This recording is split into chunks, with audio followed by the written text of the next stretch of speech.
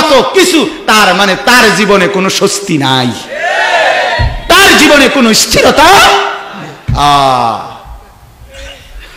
সুন্নতকে বাদ দিলে জীবন অস্থির হয়। ফাতাফাররাকা বিকুম আন সাবিলিহি, আল্লাহ বলেন আমার পথ ছেড়ে দিলে এবার তুমি ছিন্ন ভিন্ন হয়ে যাবা, এলোমেলো হয়ে যাবা। আমার দাদাকে দেখছি আমি কালো বোরকা পরে, আমার মারে দেখছি আমি কালো বোরকা পরে, আমার বিবি কালো বোরকা পরে, আমার 10 বছরের মেয়ে কালো বোরকা পরে। তাহলে যে বোরকা কালো আমার দাদি পড়লো, যে বোরকা কালো আমার মা পড়লো, যে কালো বোরকা আমার স্ত্রী পড়লো, সেই কালো বোরকা আজ আমার মেয়েও পড়ছে, আগামী দিনে তার সন্তানরাও পড়বে। তাইলে এটাই বোঝা গেল যে আল্লাহ রাসূল সাল্লাল্লাহু আলাইহি ওয়াসাল্লামের মহিলা সাহাবীরা, হাদিসের মধ্যে আছে আম্মা জান আয়েশা বলে, নবীর জামানায় মহিলারা যখন মসজিদে আসতেন কাআন্নাহুন্না গুরাবুন, এরা আসলে মনে হইতো কাকের শাড়ি, কাক, কাকের মিছিল।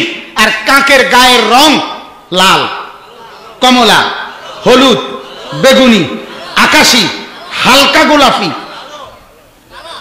কি কালার বলেন না কেন?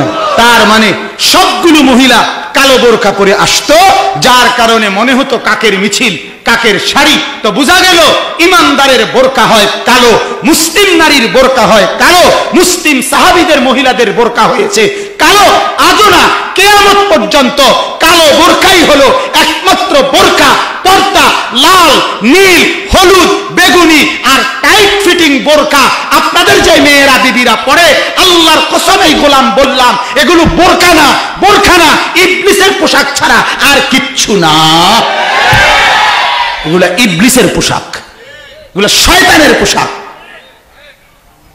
মুসলমানের মেয়ের বোরকা কালো ছাড়া অন্য কালার হতে পারে না।